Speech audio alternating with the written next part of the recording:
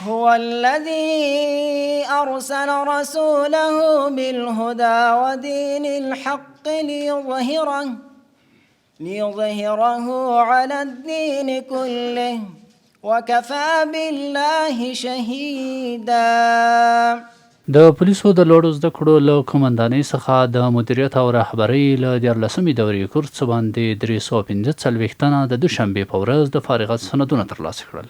غونډه چې د پولیسو د لوړو زده کړو په قومندانۍ کې جوړه شوې وه، د یادې قومندانۍ قومندان الحاج حافظ مولوي عبدالهادي منیم او د وزارت د اداري چارو د مرستیال د دفتر رئیس الحاج پاسوال شیخ محمد طاهر حلیم او د پولیسو د لوړو زده کړو استادان او منصوبینو هم ګډون کړی و. د کورنیو چارو وزارت د اداري چارو د مرستیال د دفتر رئیس شیخ محمد طاهر حلیم نوموړي فارغینو ته د مبارکۍ ترڅنګ په دې مراسمو کې فارغ شوو ته د نظام د اطاعت او ساتنې په اړه خبرې وکړي او ویل چې د نظام په ډیرو قربانیو سره رامنځته شوی او د دې نظام ساتنه فرض ده.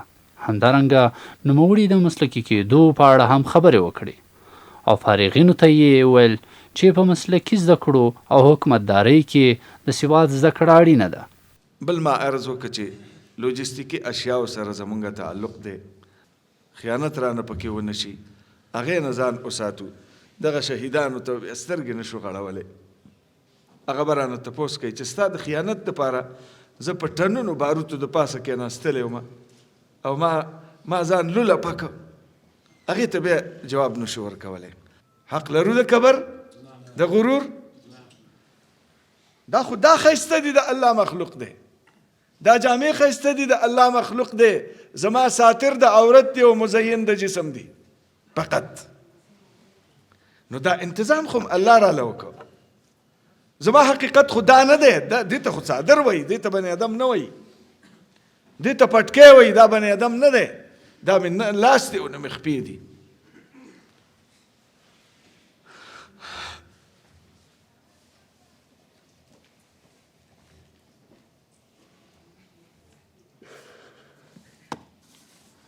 نعرہ تکبیر! نعرہ تکبیر! نعرہ تکبیر! حسن بصری سے بیا وی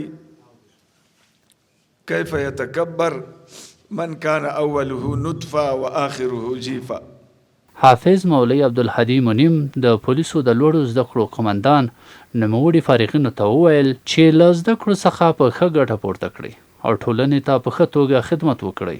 په کاغذ مطمئن کېږئ ما او خپلې وړتیاوې په عملي ډګر کې ولګوئ.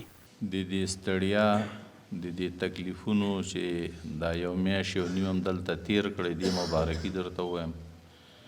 یقینا دا دوره د ملګرو لپاره د تکلیف دوره وه. یخ ډیرو نو ملګرو دلته ډیره ستړیا تیره کړه. الله دې دا ستړیا د دې نه قبوله کړي او الله دې د دې دا ستړی د ټول افغانستان او د ټول اسلامي امت لپاره د بریا او د خوشحالۍ سبب وګرځي.